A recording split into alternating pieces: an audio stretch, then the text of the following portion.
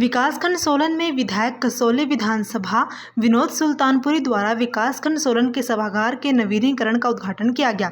इस मौके पर विधायक सुल्तानपुरी के साथ एपीएम में रोशन ठाकुर भी उपस्थित रहे। इस मौके पर विधायक द्वारा विकासखंड सोलन में कसौली विधानसभा संबंधित पंचायत प्रधान, पंचायत सचिव व तकनीकी सहायकों के साथ आपदा संबंधित विशेष बैठक ली गई व समस्त पंचायत प्रधानों से भारी बारिश में हुए नुकसान का जायजा भी लिया गया। बैठक में उपस्थित पंचायत प्रधानों द्वारा विधायक को पंचायत में आ रही विभिन्न समस्याओं के बारे में अवगत करवाया गया व विधायक द्वारा इन समस्याओं को जल्द समाधान करने के बारे आश्वस्त किया गया। इस मौके पर शिवदत्त ठाकुर, महामंत्री जिला सोलन, आस्था चौहान, एचएस अधिकारी, रमेश कुमार शर्मा, खंड विकास अधिकारी सोलन भी उपस्थित रहे। बेहतरीन काम हो रहा है और बहुत मुश्किलें भी आई हैं, उसको ओवरकम करके माननीय मुख्यमंत्री जी की लीडरशिप में, ठाकुर सुखविंदर सिंह जी की लीडरशिप में उभर कर हिमाचल आगे बढ़ा है। और मैं मानता हूं कि अभी राह कठिन हुई है जो ये फ्लड्स आई हैं उसकी वजह से, और उसको ओवरकम करके हमारी सरकार आगे बढ़ रही है। हमारे लोगों की जो मुश्किलें हैं उसका समाधान बनकर काम कर रही है। सर, आप कसौली विधानसभा से संबंध रखते हैं और टूरिज्म से हिमाचल प्रदेश में कसौली की एक पहचान है, तो भविष्य में कुछ कसौली विधानसभा के लिए नई योजनाएं? हम इसमें प्रयासरत हैं और फिर से मैं माननीय मुख्यमंत्री जी का धन्यवाद करना चाहता हूं, जिसमें कसौली विशेष कर बहुत हमें फंड उपलब्ध हुआ है, जिसमें हमारी जो सड़कें हैं उनका जो सही तरीके से उसका जो मेटलिंग है उसके लिए उन्होंने उसमें हमें फंड्स उपलब्ध करवाए हैं।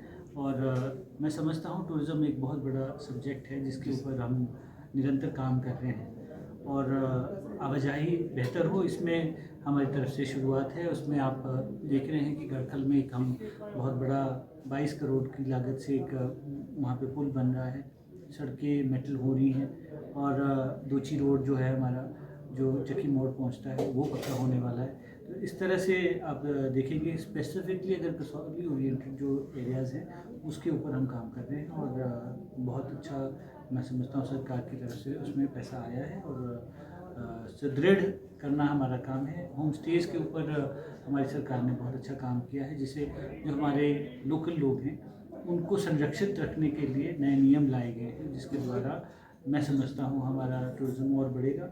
हमारे होटल के जो हमारे स्थानीय होटलियर्स हैं उन्हें भी हम प्रोत्साहित कर रहे हैं और सरकार की जो नीति है उसमें चाहे आप होम स्टेज हैं, चाहे आप हॉर्टिकल्चर के द्वारा आप देख रहे हैं कि एक अच्छा होटल अगर आप बनाते हैं तो सरकार उसमें आपको अनुदान में बहुत मदद कर रही है। लगभग 5 करोड़ की राशि में आपको 1-2 करोड़ की उसमें सब्सिडी दी है।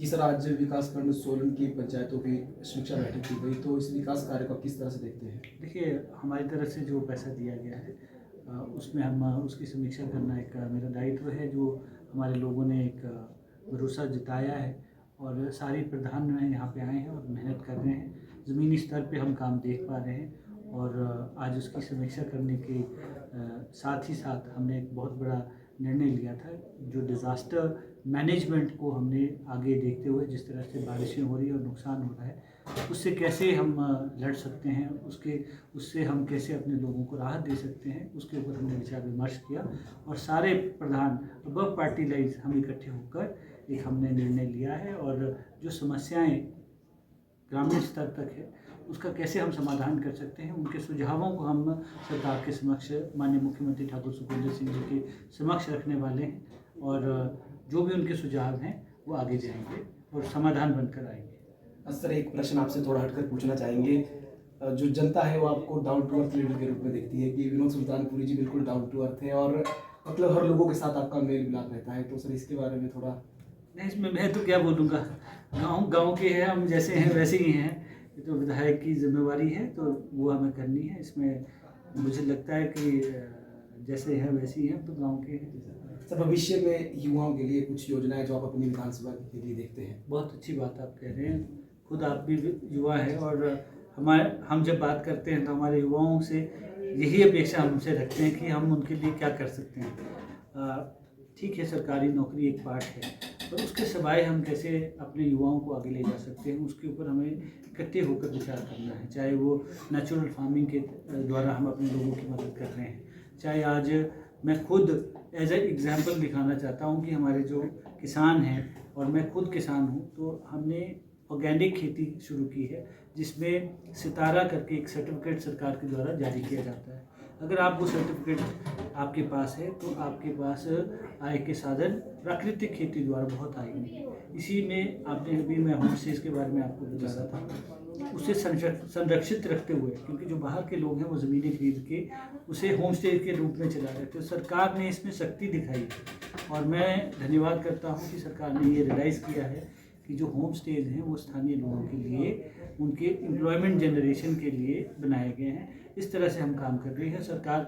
इसमें एम्प्लॉयमेंट जनरेशन के ऊपर मैं अपनी कॉन्स्टिट्यूंसी में ये कोशिश कर रहा हूँ कि कैसे हम टूरिज़्म को आगे बढ़ाएं, और टूरिज़्म फ्रेंडली जब हम होंगे तो आज आपने सुना भी होगा कि हम जो बड़ोग में एक बड़ोग टनल है जो बन नहीं पाया था, वो एक हिस्टोरिक फॉल्ट है, वो जिसके बारे में बात करी जा सकती है, एक हिस्टोरी है उसके पीछे, और उसके साथ ही उसमें एक बहुत सुंदर ट्रेल है।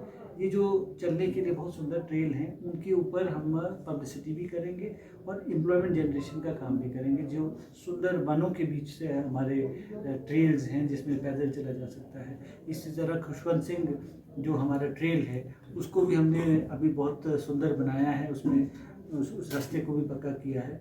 और इसी तरह अगर आप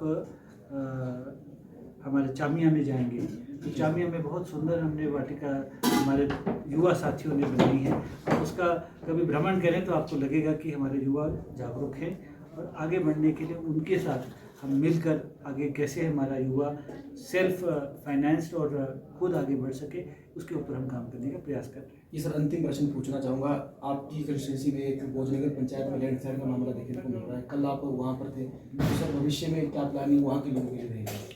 बहुत गंभीर मसला है, और कई बार ह्यूमन हैंड के ऊपर चीज़ें होती हैं। हमने उसको ऑब्ज़र्व किया, उसमें जो हमारा फॉर्मेशन ऑफ सैंड है या मिट्टी है वो अलग तरह का है, और उसमें साइंटिस्ट जो डॉक्टर दिनेश आर्या जी हैं उनसे मैंने अनुरोध किया वो वहाँ पे आए, और आज मुझे लगता है वो आज आए होंगे या कल आना है उन्होंने। वहाँ के हमारे स्थानीय प्रधान भानु शर्मा जी और रंजीत ठाकुर जी, उनकी हमने वहाँ पे ड्यूटी लगाई है, और कल मैं फिर से वहाँ पे जाने वाला हूँ, परसों फिर से मैं वहाँ पे जाने वाला हूँ। उसमें हम ऑल्टरनेट रोड की अभी उनको निजात देने की कोशिश कर रहे हैं, बट वो जो फिनोमिना है जिसमें ज़मीन धंस रही है उसके ऊपर शोध करने की बहुत आवश्यकता है कि इतने सालों से वो ज़मीन हिली नहीं थी और वो दलदल के रूप में आगे ज़मीन खिसक रही है। तो ये इसके ऊपर हमें जानकारी लेनी है, और साइंटिफिकली इसका जो समाधान होगा उसके ऊपर हम काम करेंगे। जी सर, विशेष बात के लिए धन्यवाद। Thank you. आज विकासखंड सोलन के सभागार में एक बैठक का आयोजन किया गया, जिसकी अध्यक्षता माननीय विधायक कसौली निर्वाचन क्षेत्र श्री विनोद सुल्तानपुर जी द्वारा की गई।